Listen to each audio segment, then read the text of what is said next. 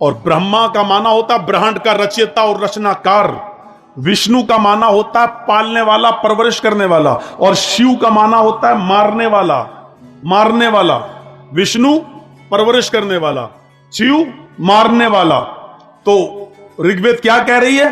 अहम ब्रह्मास्ति, तुम्हारे कोई खुदा नहीं, यानी न ब्रह्मा, न विष्णु, न शिव, न सूर्य, न चंद्र, ये कोई भगवान नहीं है तुम्हारे। तुम्हारा एक ही भगवान है और मैं, और वो मैं हूं।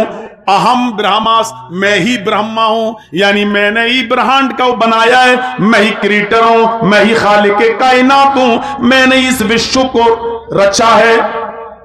अहम विष्णु अस्ति, मैं ही पालता हूं, मैं ही सबकी परवरिश करता हूं, यानी मैं ही अल्लाह हूं, मैं ही रब्बुल आलमीन हूं, मैं ही रब्बुल आलमीन हूं। मैं ही लोगों को पालता और पोसता हूं, खाना खिलाता हूं, पिलाता हूं, दोनों जहान का रब मैं ही हूं। अहम शिव अस्ति, मैं ही मारता हूं, युही व युमीत, वही जिंदा करता है और वही मौत देता है। मौत और जिंदगी का मालिक वही है। मौत जिसको चाहे मौत दे, जिसको चाहे जिंदगी दे, मौत और जिंदगी का मालिक वही है। अहम सूर्य अस्ति, मैं ही दिन निकालता हूं। अहम चंद्र अस्ति, और मैं ही रात निकालता हूं, यानी रात को दिन में और दिन को रात से बदलने वाला भी मैं हूं। मैं ही सूरज को निकालता हूं और मैं ही चांद को निकालता हूं। ऋग्वेद के इस मंत्र ने क्लियर कर दिया कि कोई 33 करोड़ भगवान नहीं है, एक ही है। वही ब्रह्मा है, वही विष्णु है, वही शिव है, वही सूर्य है और वही चंद्रमा है। वही है अकेला। वल्लाहुल खालिकुल बारिउल मुसव्विरु लहुल अस्माउल हुस्ना, वो एक ही है, वही अल्लाह है, वही खालिक है। मेरे भाइयों, वही हमें और आपको माँ बाप, माँ के पेट में हमारी शक्लें बनाता है, वही मारता है और वही जिलाता है, वही रिस्क देता है, वही रिस्क छीनता है, वही इज्जत देता है, वही जिल्लत देता है। जिसको चाहे बगैर हिसाब के रिस्क दे। इन्नल्लाह यर्ज़ुक़ु मन यशाउ बिगैर हिसाब, जिसको चाहे बगैर हिसाब की रिज़्क़ दे और जिसको चाहे वो गरीब कर दे, जिसको चाहे इज्जत दे और जिसको चाहे जलील कर दे। वो तो इज़्ज़ु मन तशा वो तो ज़िल्लु मन तशा, वो चाहे तो इज्जत दे, जिसको चाहे वो चाहे तो डॉक्टर शिव शक्ति स्वरूप जो भोपाल की सरजमीन पर है, कुरान की आयतें पढ़ते हैं, सूरह निसा पर पहुंचते हैं, इस्लाम ले आते हैं, इस्लाम उनकी समझ में आ जाता है, कुरान की मेडिकल साइंस उनकी समझ में आ जाती है, वो इस्लाम ले आते हैं। आज डॉक्टर शिव शक्ति स्वरूप का नाम इस्लामुल हक हो जाता है। मेरे प्यारे साथियों, डॉक्टर शिव शक्ति स्वरूप की बीवी जो पहले सरस्वती नाम था, आज उसका नाम खदीजा बन जाता है। डॉक्टर शिव शक्ति स्वरूप की बेटी जिसका नाम पहले शकुंतला था, आज उसका नाम आयशा हो जाता है। वह तो इज्जो मंतशा, वो जिसको चाहे जिल्लत की जिंदगी से निकाल कर इज्जत की जिंदगी दे। वह तो जिल्लो मंतशा, और वो जिसको चाहे इज्जत की जिंदगी से निकाल कर जलील कर दे। जैसे वजीम रिजवी, आज उसका नाम जितेंद्र नारायण त्यागी हो जाता है। मेरे भाइयों, यह अल्लाह ही है, वो जिसको चाहे इज्जत दे, जिसको चाहे जिल्लत दे। इज्जत और जिल्लत का मालिक अल्लाह है, हम और आप नहीं है। वो जिसको चाहे इज्जत दे, वो जिसको चाहे जलील कर दे, जिसको चाहे रुसवा कर दे, जिसको चाहे अंधेरे से निकाल कर रोशनी में लाए, उजाले में लाए, और जिसको चाहे उजाले से हटाकर अंधेरे में टमाटो या मारने के लिए और भटकने के लिए छोड़ दे। वो जिसको चाहे पूरे हिंदुस्तान के लोगों की इज्जत उसको अता फरमा दे, वो उसको अपने घर में पनाह देने लग जाएं। जैसे डॉक्टर शिव शक्ति स्वरूप आज पूरे भारत के मुसलमानों की आंख के तारे बन गए हैं। आज उनकी इज्जत है, उनको लोग अपना भाई समझने के लिए तैयार हैं। और जिसको चाहे ऐसा जलील कर दे कि सारे रिश्तेदारों की रिश्तेदारी छीन ले। जैसे कि जितेंद्र नारायण त्यागी, उसकी बीवी ने छोड़ा, उसके भाइयों ने छोड़ा, उसके माँ बाप ने छोड़ा, उसको अपने घर से बेदखल किया गया। बच्चों ने भी उसको बाप मानने से इनकार कर दिया, बीवी ने भी उसको छोड़ दिया, और मुसलमानों ने भी उसके लिए कब्रिस्तान की जगह छीन ली। मेरे प्यारे साथियों, गौर कीजिए, वो जिसको चाहे इज्जत दे और जिसको चाहे जलील कर दे, वो एक ही है, वो एक ही है, वो एक ही है। इसलिए उस पर अटूट विश्वास जरूरी है। और कुरान कह रहा है कि वो तुम्हारा भी मंत्र है और हमारा भी मंत्र है। या अहलल किताबी तालौ इला कलिमतिन सवाइम बैनना व बैनकुम, आए अहले किताब, आए यहूद और नसारा, आओ एक ऐसे कलमे की तरफ जो हमारा और तुम्हारे दरमियान बराबर है। अल्लाह नअबुद इल्लल्लाह, और वो ये है कि हम एक अल्लाह के अलावा किसी की इबादत नहीं करेंगे। हम जब भी इबादत करेंगे सिर्फ एक अल्लाह की इबादत करेंगे। आज देख लीजिए, इबादत सिर्फ अल्लाह ही की करते हैं लोग। रास्ते अलग हो सकते हैं, तरीके अलग हो सकते हैं, लेकिन इबादत अल्लाह ही की करते हैं। एक आदमी मूर्ति के सामने खड़ा है और ऐसे ओम जो भी पढ़ रहा हो, लेकिन वो उसकी पूजा नहीं कर रहा। उससे पूछो कि आप पत्थर की मूर्ति की पूजा कर रहे हो, कहेगा नहीं साहब, ये तो रूपक हैं, ये तो मुजस्समा है, हम इनकी नहीं कर रहे हैं, बल्कि हम इनको देख लेते हैं तो एक तसव्वुर आ जाता है कि भगवान ऐसा ही होगा। वरना एक बात बताइए कि जिनकी वो पूजा कर रहा है, क्या वो शक्तिशाली है? उसको बनाया किसने? आप अपनी अकल से फैसला करें कि जो चीज बनकर तैयार हुई है वो ज्यादा पावरफुल होती है या उसका बनाने वाला? ये माइक है, जिसने बनाया है, ये माइक ज्यादा पावरफुल है या इसका बनाने वाला? मैं ये घड़ी पहने हुए हूं, ये वक्त बतला रही है, कितना बड़ा अच्छा काम हो रहा है। ये घड़ी ज्यादा पावरफुल है जो वक्त बता रही है, या इस घड़ी का बनाने वाला? क्यों? उसने बनाया है, वो चाहे तो इसको बिगाड़ भी सकता है, तो बनाने वाला ज्यादा पावरफुल हुआ। तो पत्थर की जिन मूर्तियों की हम लोग पूजा करते हैं, तो इनको किसी ने तो बनाया ही है ना। तो आप बताइए कि पत्थर की वो मूर्तियां ज्यादा पावरफुल हैं या उनका बनाने वाला? मान लीजिए गणेश जी की मूर्ति बना रहा था, आज हम उसके सामने हाथ जोड़ें, वो चाहता तो गणेश जी को लंगड़ा भी बना सकता था, लूला भी बना सकता था, अंधा भी बना सकता था, उनकी शक्ल बिगाड़ भी सकता था। गणेश जी की मूर्ति को, शंकर जी की मूर्ति को वो चाहता तो चेंज कर सकता था, बदल सकता था, उसके हाथ में था, लेकिन ऐसा नहीं किया। लेकिन ताज्जुब यहां है, बनाने के बाद वो खुद अपने घर में लगाता। बनाया भी उसने, रंगा भी उसने, क्लीन भी उसने किया, सफाई भी उसने की, और अपनी जगह से हटाकर जिस जगह रखना चाहिए उस जगह भी वो उठकर खुद नहीं गई मूर्ति, बल्कि इसने अपने हाथ से वहां स्थापित की है। और लगाने के बाद अगरबत्ती भी वहीं जला रहा है, और उसके बाद श्री गणेशाय नमः उसी के सामने अपना सर भी झुका रहा है। ये हमारी जो है सोच, ये चीज चेंज होनी चाहिए। बनाया भी हमने, कलर भी हमने किया। मैं मानता हूं ऋग्वेद में है, मिट्टी की बनी हुई मूर्ति की पूजा करो, और जहां जहां लफ्ज पूजा ईश्वर के साथ आया है वहां इबादत है, और जहां ईश्वर के अलावा किसी और के साथ आया है, एक उसूल याद रखना, वेदों में, पुराणों में, उपनिषदों में जहां जहां ईश्वर के साथ पूजा आया वहां उससे मतलब मुराद क्या है? इबादत। और ईश्वर के अलावा, अल्लाह के अलावा किसी इंसान के साथ पूजा का लफ्ज आया तो वहां उसका मतलब क्या होगा? सेवा, खिदमत। जैसे ईश्वर की पूजा करो तो इसका मतलब होगा अल्लाह की इबादत करो। और फिर उसी वेद में आया है, अपने बाप की, मात्र पिता की पूजा करो, अपने माँ बाप की पूजा करो, तो इसका मतलब क्या होगा? अपने माँ बाप की खिदमत करो, सेवा करो। यहां पूजा का मतलब इबादत नहीं होगा, क्योंकि हिंदू धर्म भी इबादत डबल डबल नहीं मानता, एक ही की इबादत मानता है। तो ईश्वर के साथ जब पूजा का लफ्ज बोला जाएगा तो इबादत, और ईश्वर के अलावा किसी और के साथ बोला जाएगा तो उसका मतलब क्या होगा? सेवा, खिदमत। इस चीज को, इस उसूल को आप याद रखिएगा। अब चलिए और देखिए क्या लिखा है, मिट्टी की बनी हुई मूर्ति की पूजा करो। इसका मतलब क्या हुआ?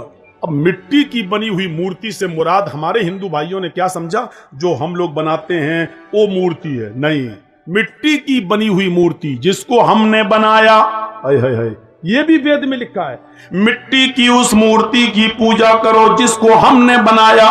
ईश्वर कह रहा, अल्लाह कह रहा है ऋग्वेद में, हिंदू के धर्म के मुताबिक क्या कह रहा है? उस मिट्टी की मूर्ति की पूजा करो जिसको हमने बनाया है। तो ईश्वर ने मिट्टी की कौन सी मूर्ति बनाई? हाँ, हजरत आदम अलैहिस्सलातु वस्सलाम को उसने किससे बनाया? मिट्टी से। और फिर उसके अंदर क्या डाली? रूह डाली। हम और आप किससे बने हैं? मिट्टी से। ईश्वर ने, अल्लाह ने मुख्तलिफ जगहों की मिट्टी लेकर उससे आदम अलैहिस्सलातु वस्सलाम का पुतला बनाया, फिर उनके अंदर रूह डाली, फिर उनको जन्नत के अंदर भेज दिया। तकलीफ हुई, अकेले नहीं रह पाए, तो उनकी बाएं पिसली से हव्वा को पैदा किया। तो अल्लाह ने भी एक मूर्ति बनाई है मिट्टी की। वो कौन सी है? आदम। और आदम से कौन बना है? आदमी, इंसान। तो अब इस मंत्र का तर्जुमा क्या होगा?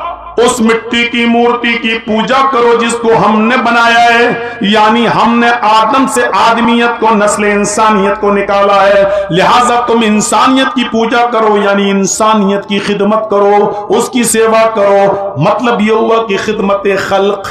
कोई बीमार है उसको हॉस्पिटल तक ले जाओ, कोई गरीब है उसके इलाज के लिए पैसा नहीं है तो तुम उसकी मदद करो, कोई बेचारा जान जा रही है, मरा जा रहा है, उसके मायार के मुताबिक उसको ब्लड नहीं मिल पा रहा है, उसका ब्लड ग्रुप तुम्हारे ब्लड ग्रुप से मिलता है, तो ये मत देखो कि मरने वाला या जिसको जरूरत है वो हिंदू है या मुसलमान है या ईसाई है या सिख है, तो ऐसी परिस्थिति में तुम उसकी जान बचाने के लिए अपना ब्लड दे दो। अगर उसका ग्रुप और आपका ब्लड ग्रुप एक है तो अपना ब्लड निकाल कर, निकलवा कर उसको देकर उसकी जान बचाओ। ये है इंसानियत की सेवा, यह है अल्लाह की बनाई हुई मूर्ति की पूजा, यह है खिदमत खल्क। उसकी पूजा इबादत नहीं है, यह पूजा है। पूजा फरमाया अल्लाह रब्बुल आलमीन ने, हदीस कुदसी है, अल्लाह के नबी फरमाते हैं कि अल्लाह ने फरमाया। जिस हदीस में अल्लाह के नबी ये कहें कि अल्लाह ने फरमाया तो वो हदीस कुदसी कहलाती है। अल्लाह के नबी फरमाते हैं कि कयामत के दिन अल्लाह कहेगा, आए मेरे बंदे, मैं दुनिया में भूखा था, तूने मुझे खाना क्यों नहीं खिलाया? आए मेरे बंदे, दुनिया में मैं भूखा था, तूने मुझे खाना क्यों नहीं खिलाया? बंदा कहेगा, आए अल्लाह तू कैसे भूखा रह सकता है? आए अल्लाह तू तो खाता ही नहीं है, फिर तुझे कौन खिलाए? तू तो खाता नहीं है। तो अल्लाह कहेगा, मेरे बंदे, दुनिया में मेरा फला बंदा भूखा था, अगर तूने उसको खिलाया होता तो तू मुझे उसके पास पाता, यानी मैं तेरी मदद करता। अगर तूने किसी भूखे को खिलाया होता तो मैं भी तेरी मदद करता। हाय मेरे बंदे, दुनिया में मैं नंगा था, तूने मुझे कपड़ा क्यों नहीं पहनाया?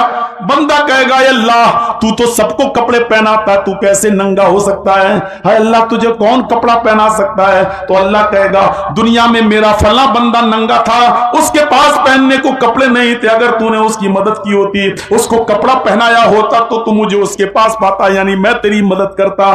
तूने दुनिया में उसकी मदद नहीं की, इसलिए हमने भी तेरी मदद नहीं की।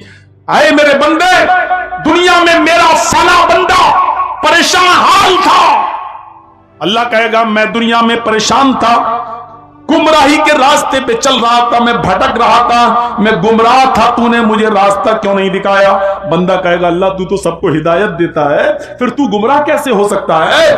अल्लाह कहेगा, दुनिया में मेरा फला बंदा गलत रास्ते पे चल रहा था, अगर तूने उसको सही रास्ता बताया होता, कुरान और हदीस का रास्ता, नबी का रास्ता, रसूल का रास्ता बताया होता, तो तू मुझे उसके पास पाता, नहीं मैं तेरी मदद करता।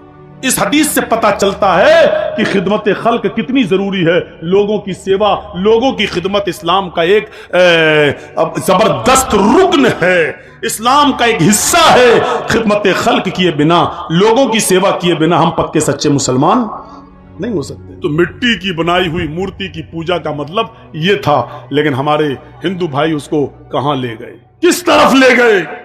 हमें और आपको ये सोचना चाहिए। तो इस मंत्र को याद रखिए, एक ही मंत्र है सबका, एक ही दीन है सबका, और उसकी जीती जागती मिसालें अब मैं आपको दे रहा हूं। आइए कुरान खोलिए। सबसे पहले आपको कुरान खोलने के बाद जो सबसे पहले आयत मिलेगी वो आयत क्या होगी? बिस्मिल्लाहिर्रहमानिर्रहीम। आप ऋग्वेद खोलिए। जब आप वेद खोलेंगे तो आपको सबसे पहला मंत्र वेद में क्या मिलेगा? अग्नि मीले। आप कुरान खोलिए, आप दूसरी आयत क्या पढ़ेंगे? अल्हम्दुलिल्लाहि रब्बिल आलमीन। आप वेद खोलिए, आप दूसरा मंत्र क्या पढ़ेंगे? महिदेवस्य सवितु परिष्टुति। आप कुरान खोलिए, तीसरी लाइन आप क्या पढ़ेंगे? बसुरुदयमाना। आप वेद खोलिए, तीसरी लाइन क्या पढ़ेंगे? बसुरुदयमाना। आप कुरान खोलिए, तीसरी आयत आप क्या पढ़ेंगे? अर्रहमानिर रहीम। आप कुरान खोलिए, एक आयत छोड़ दीजिए, मालिक यौमिद्दीन इय्याका नअबुदु व इय्याका नस्तईन। इसके बाद पढ़िए, आप क्या पढ़ेंगे? इहदिनस सिरातल मुस्तकीम। वेद खोलिए, वेद में चौथा मंत्र आपको क्या मिलेगा? नए सुपथराय आसमान। अब देखिए दोनों क्या है। काश हमें हिंदू भाइयों से तोड़ने वाले और हिंदू लोगों से अलग करने वाले, अगर उनकी खोपड़ियों में ये आयत और मंत्र दोनों घुस जाएं तो कभी पब्लिक और आवाम इनको ढोंगी समझकर कभी वोट नहीं देगी। ये लोग लड़ाते हैं, अगर इस तरीके की बातें करें तो हिंदू भी खुश होगा और मुसलमान भी खुश होगा कि देखिए धर्म हमें मिला रहा है और ये कमीने जो बैठे हुए हैं ये हमें लड़ा रहे हैं। एक एक नेता की कुर्सी के नीचे अगर जमीन खोदो तो कितने कितने लोगों के खून के कुएं हैं, कितनी लाशें उस कुर्सी के नीचे दफन हैं जिस पर वो हुकूमत कर रहा है, कितने लोगों का मर्डर। अग्नि मीले, कुरान की पहली आयत अग्नि, वेद का पहला मंत्र अग्नि। अग्नि का मतलब सबसे आगे, सबसे पहले। अग्नि असल में क्या था? अग्रणी। अग्नि को मुख्तलिफ मराहिल से गुजार कर अग्रणी को अग्नि बनाया गया। अग्नि कहीं वेदों में अल्लाह को कहा गया, अग्नि कहीं वेदों में मोहम्मदुर रसूलुल्लाह को कहा गया, अग्नि कहीं वेदों में सूरज को कहा गया, अग्नि कहीं वेदों में चंद्र को भी कहा गया, चांद को भी कहा गया, अग्नि वेदों में किसी महान पुरुष को भी कहा गया, अग्नि वेदों में उस आग को भी कहा गया जिसमें चिता जलती है, जिसमें चिताएं जलती हैं, जिसमें चिताएं यानी लाशें जलाई जाती हैं, उसको भी अग्नि कहा गया है। अब जितना भी आदमी आगे से उठे उसको जबरदस्ती बिठा दो यहीं पर, किसी को आगे से निकलने मत देना। हम भूल जाते हैं, हमें डिस्टर्ब हो जाता है। अब देखो वो घुस रहा आगे बैठने के लिए, बहुत हंस रहे हैं, बन गए राजीव गांधी, दांत फाड़ दिए ही करके। अग्नि की असल है अग्रणी, और अग्रणी के मतलब सबसे आगे, सबसे अव्वल। मीले, प्रारंभ करता हूं, शुरू करता हूं। अब तर्जमा देखिए, अग्नि मीले, प्रारंभ करता हूं, शुरू करता हूं उसके नाम से जो सबसे पहले है, सबसे आगे है। ये वेद का पहला मंत्र है। और कुरान की पहली आयत क्या है? बिस्मिल्लाहिर्रहमानिर्रहीम, शुरू करता हूं अल्लाह के नाम से। बिस्मिल्लाह, शुरू करता हूं अल्लाह के नाम से। अब आप देख लीजिए कितनी तालमेल, देखिए कितना है, टेली करिए आप। दूसरा मंत्र देखिए क्या है वेद में? महिदेवस्य सवितु परिष्टुति, महान है हमारा वो देवता, महान है हमारा वो देवता। मही देवस्य, मही महान है, देवस्य हमारा वो देवता, सवितु जिसके लिए सारी की सारी परिष्टुति तारीफें हैं, प्रशंसाएं। महान है हमारा वो देवता जिसके लिए सारी की सारी प्रशंसा, सारी की सारी तारीफ है, वो हमारा देवता महान है। हमारे यहां क्या कहा गया? अल्हम्दुलिल्लाहि रब्बिल आलमीन, तमाम तारीफें उस अल्लाह के लिए, सारी तारीफें उस अल्लाह के लिए जो दोनों जहान का रब है, जो दोनों जहान का पालने वाला है। मही देवस्य सवितु परिष्टुति, और इधर अल्हम्दुलिल्लाहि रब्बिल आलमीन। तीसरा मंत्र बसुरदयामाना, बसुरदयामाना, जो बड़ा दयालु है, बड़ा कृपालु है, उससे ज्यादा दयालु और कृपालु कोई नहीं है, जो उससे ज्यादा रहम दिल कोई नहीं है। अर्रहमानिर रहीम, कुरान की तीसरी आयत क्या कहती है? अर्रहमानिर रहीम, जो बड़ा ही मेहरबान, इंतहाई रहम करने वाला है। अर्रहमानिर रहीम, जो बड़ा ही मेहरबान, इंतहाई रहम करने वाला है। चौथा मंत्र नए सुपथराय आसमान, सुंदर पथ मानी रास्ता, राय मानी चलाना, आसमान मानी जिससे हमारा फायदा हो, हमारा लाभ हो। हाय प्रभु, हाय ईश्वर, सुपथा सुंदर पथ पर, अच्छे रास्ते पर हमको चला ताकि हमारा फायदा हो। नए सूपा थारा आसमान, है प्रभु है ईश्वर, हमको सत्य मार्ग पे, हमको सुंदर रास्ते पे चला जिससे हमारा फायदा हो। इहदीना सिरातल मुस्तकीम, अय अल्लाह हमको सीधे रास्ते पे चला, अय अल्लाह हमको सिराते मुस्तकीम पे चला, हमको सीधे रास्ते पे चलने की हिदायत दे, अय अल्लाह हमारी रहनुमाई फरमा और हमको सत्य मार्ग पर सीधे रास्ते पे चलने की तौफीक दे। मेरे भाइयों गौर करो, इन मंत्रों को देखो और कुरान की आयतों को देखो, कहां से आपको ऐसा लग रहा है कि, इसीलिए मैंने कहा सबका धर्म एक था। जब तब्दीली आई, चेंजिंग हुई, गड़बड़ियां पैदा हुई, तो अल्लाह ताला ने मोहम्मद रसूलुल्लाह को नया दीन देकर नहीं भेजा, उन गड़बड़ियों को दूर करने के लिए और उन खुराफातों को जो किताबों में आ गई थी और जो समाज में पनप गई थी, उन खुराफातों को हटाने के लिए भेजा था। दीन तो सबका एक था। हजरत मूसा भी नमाज पढ़ा करते थे, कहा करते थे औसानी बिस्सलाह, मुझे नमाज का हुक्म दिया गया है। हजरत इब्राहिम के ऊपर भी नमाज फर्ज थी, कहा करते थे इन्ना सलाती व नुसुकी व महयाया व ममाती लिल्लाहि रब्बिल आलमीन, अल्लाह मेरी नमाज, अल्लाह मेरी कुर्बानी, अल्लाह मेरी मौत, अल्लाह मेरी जिंदगी, ये सब तेरे लिए, अल्लाह रब्बुल आलमीन के लिए है। देखिए सारे नबियों पर नमाज भी फर्ज थी, इब्राहिम पर भी थी, मूसा पर भी थी, ईसा पर भी थी, सारे नबियों पर नमाज फर्ज थी। तो मोहम्मद रसूलुल्लाह सल्लल्लाहु अलैहि वसल्लम पर भी नमाज फर्ज कर दी गई है और नबी के जरिए उम्मत इस्लामिया पर भी नमाज दी गई है। हिंदू धर्म को नमाज से कैसे दूर किया जाए, जबकि हिंदू धर्म के अंदर भी कोई ना कोई नबी आया है, कोई ना कोई पैगंबर जरूर आया है। अल्लाह कहता हमने हर कौम के अंदर एक नबी भेजा है, वलिकुल्ल कौमिन हाद, हमने हर कौम के अंदर एक डराने वाला भेजा है। हर कौम में एक नबी है, एक रसूल आया है। जाहिर है हिंदू भाइयों में भी कोई नबी जरूर आया, और जब आया है तो उस नबी पर भी नमाज फर्ज थी और उसने हिंदू भाइयों को भी नमाज की निमंत्रण दावत जरूर दिया। इसीलिए हिंदू धर्म के अंदर भी नमाज का सबूत मिलता है। श्रीमद् भागवत गीता का अध्याय 6 और मंत्र नंबर 10 पूरा का पूरा नमाज से भरा हुआ है। योगी उज्जीत सततमात्मानं रासिस्थिता एकाकी अच्युतात्मा निराशीर परिग्रह। जब ईश्वर की पूजा करो तो पूरे शरीर का योग कर लो, पूरे शरीर की एक्सरसाइज कर लो, उठो भी, बैठो भी, साष्टांग भी करो यानी सजदा भी करो, 8 अंगों को धरती पर भी रखो और ईश्वर को प्रसन्न करो। पंचम समय कर्तव्य, और ये पूजा 5 वक्त 5 टाइम की जाएगी। मृगचरम, और ये पूजा पाक जमीन पर पवित्र धरती पर करो, और अगर पाक जमीन ना मिले यानी जमीन नापाक हो या जमीन पाक ना हो तो मृगचरम, मृग मानी हिरन और चरम मानी चमड़ा, हिरन का चमड़ा यानी हिरन की खाल को जाए नमाज बनाकर जमीन पर बिछा लो और उसके ऊपर तुम ईश्वर की पूजा करो, उस पर इबादत करो, और इबादत भी पूरे शरीर की करो।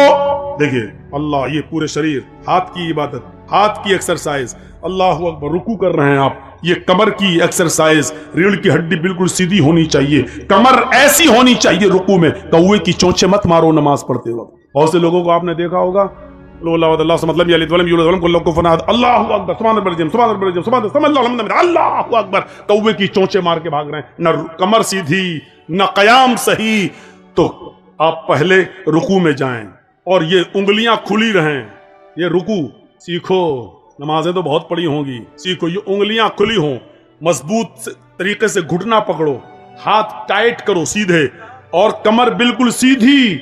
उसके बाद पढ़ो सुभान रब्बिल अज़ीम, सुभान रब्बिल अज़ीम, ऐसे नहीं, सुभान रब्बियल अज़ीम, सुभान रब्बिल अज़ीम ऐसे नहीं, एक एक जुमला साफ, एक एक लफ्ज साफ। सुभान रब्बियल अज़ीम, रब्बियल अज़ीम, सुभान रब्बियल अज़ीम, सुभान रब्बियल अज़ीम 3 बार, 5 बार, 7 बार, कम से कम 3 बार इसको पढ़िए। लेकिन कब? अल्लाह अकबर, तब तक कमर सीधी, पहले पकड़ो घुटना, कमर सीधी। जब आप पूरी तरीके से जब रुकू में चले जाएं और आपकी कमर जब बिल्कुल सीधी हो जाए, उसके बाद पढ़ो सुभान रब्बियल अज़ीम। कमर सीधी करने में भी थोड़ा सा वक्त लगेगा, या तो गए और जाने से पहले ही शुरू हो जाती सुभान रब्बियल अज़ीम। अरे सुभान रब्बियल अज़ीम, अभी पकड़ा नहीं पूरी तरीके से सुभान रब्बियल अज़ीम, सुभान रब्बियल। जब तक पकड़ा तब तक 3 पूरे हो गए, सब अल्लाहु लिमन हमिदा, अल्लाहु अकबर, मारी कौवे की चोंच हो गई। 4 मिनट में 4 रकात पढ़ के निकल के चले। ये नमाज पढ़ रहा था कि चूचू का मुरब्बा था, ये क्या था? और फिर कहता कि अल्लाह मेरी सुनता नहीं है, इतनी नमाज भी पढ़ रहा हूं। अरे ऐसी नमाज, शायद ऐसी नमाजों के बारे में इकबाल ने कहा था, वो एक सजदा रूह जमी जिससे कांप जाती थी, वो एक सजदा रूह जमी जिससे कांप जाती थी, उसी को तरसते हैं आज मिंबर व मेहराब। आज उस सजदे की जरूरत है। आदमी दोनों हाथ जमीन पर रखे, नाक अपनी जमीन पर रगड़े, माथा उसका जमीन पर हो। मौलाना अबुल कलाम आजाद ने कहा था, कहां चली गई तुम्हारी वो नमाजें, तुम्हारे वो सजदे कि जब तुम सजदे में अपना सर रखते थे और बारिशें न हुआ करती थी, कहत पड़ा होता था, तुम मस्जिदों में नमाज के लिए जाते थे अल्लाह से दुआ मांगने के लिए कि अल्लाह बारिश नहीं हो रही है, लोग भूखे मर रहे हैं, फसलें तबाह हो जाएंगी। एक सजदा करते थे और उस सजदे में जब रब को पुकारते थे तो अभी सजदे से सर नहीं उठता था कि चारों तरफ से बादल छा जाता था। और जब तक तुम नमाज पढ़ के सलाम फेरते थे, आसमान से मूसलाधार बारिश होने लगती थी। कहां चली गई वो तुम्हारी नमाजें, कहां चली गई तुम्हारी वो इबादतें? आज तुम सजदे में जाते हो, कहते हो अल्लाह मेरा हाल देख, ऊपर से आवाज आती है, बंदे अपना नामे अमाल देख।